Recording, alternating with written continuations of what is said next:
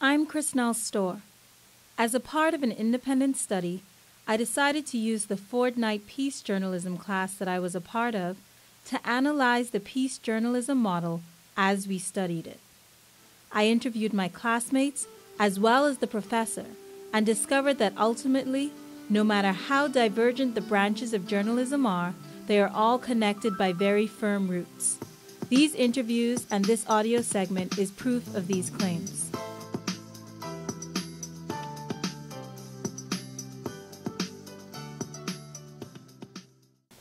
It took the Google search engine approximately 0.15 seconds to yield 83,500,000 results in response to the phrase, history of journalism. Among the top choices listed was Schmoop.com, a website with the logo, We Speak Student. Turns out this website was actually the creation of PhD students from Stanford, who wanted to create an online resource for popular college courses, journalism being one of them. In 197 words under the heading, In a Nutshell, Schmoop.com delivered an overview of the history of journalism.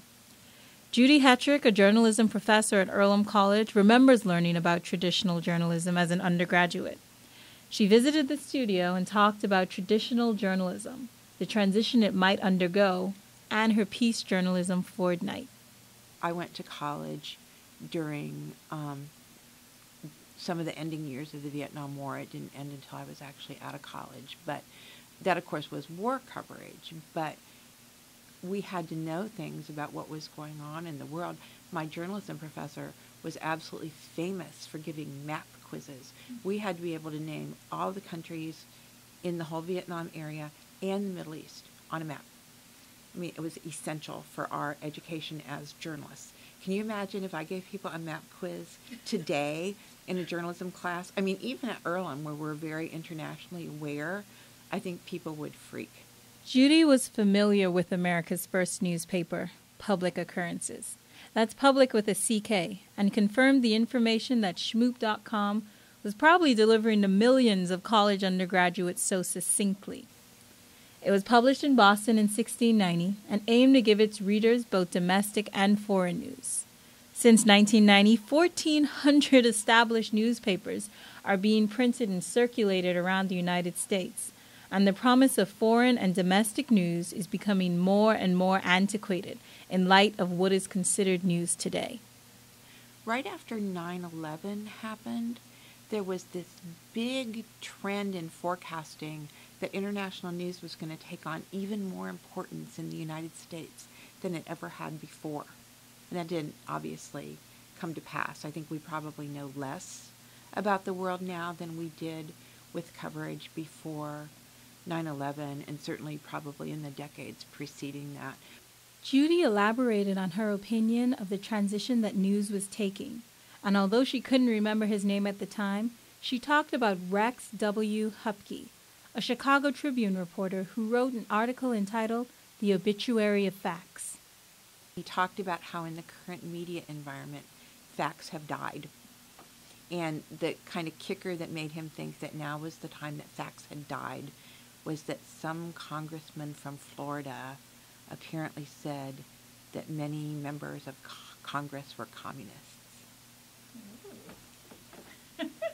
I mean, it's completely absurd, of course, but the guy says it, he gets publicity, and does anybody go to check whether these people are communists? I guess apparently not, because this guy's whole little column was predicated on the fact that, isn't that funny? On the fact that in our culture today, things like fact seem to have been supplanted by the idea that you can make up your mind about facts, which is not a journalistic truth. I mean, journalism attempts to tell people things that actually happened.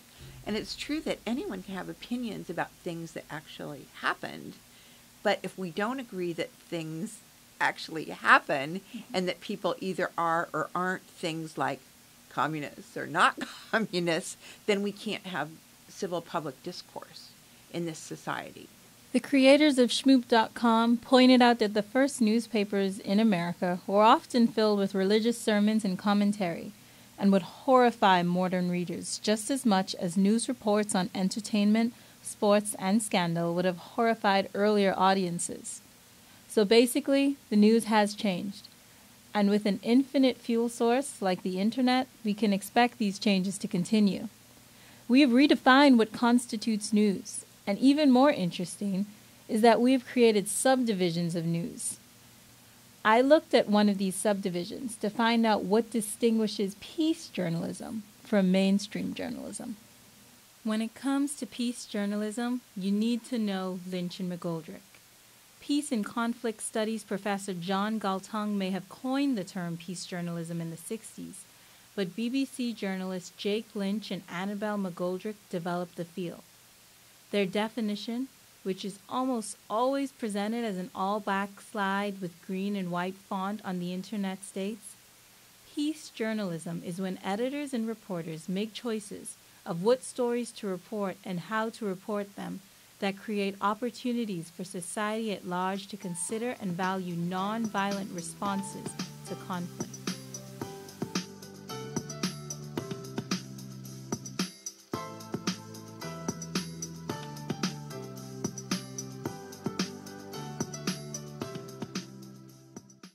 Act 1. A Peace Journalism Fortnight. How do you get a diverse group of college students to sign up for a research and publishing class devoted to peace journalism? The answer is vested in the color green. During the fall semester this year, the course leader Judy Hetrick posted green signs around campus, looking for students to apply to her research course for the following spring semester.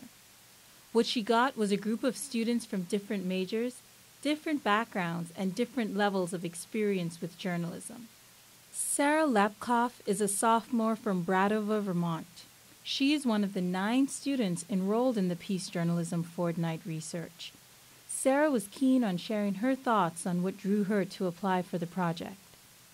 I was really interested to sign up for the Peace Journalism Fortnight. I had done some journalism work before. I worked for a community newspaper in my hometown, and was really got a lot out of that experience of working in a newsroom where people were really interested to kind of tell a full story and to really put their readers first. So that was something that I really had as a journalistic ideal of a way to create stories where people who read them really get a full understanding of whatever the reporter is reporting on.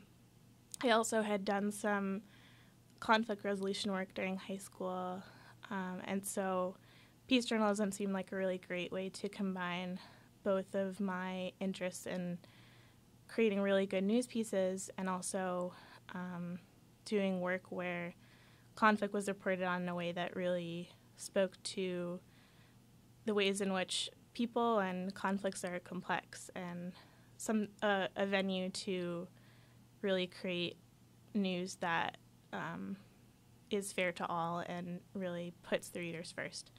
I think I didn't realize how hard peace journalism might be to conduct before we started doing reporting, but I do feel like it is something that's really important, and the ideals that peace journalists have about their work, I think, are really important, and they're a really important piece of understanding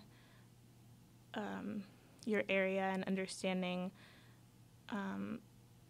humanity, but also understanding a unique place that maybe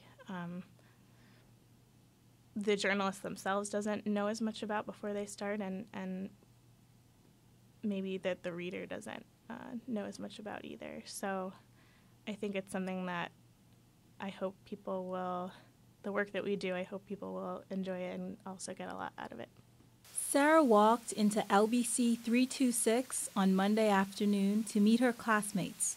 Among them, another girl named Sarah sat in the conference-style classroom to find that the syllabus was basically just a skeleton of what would be done in the class.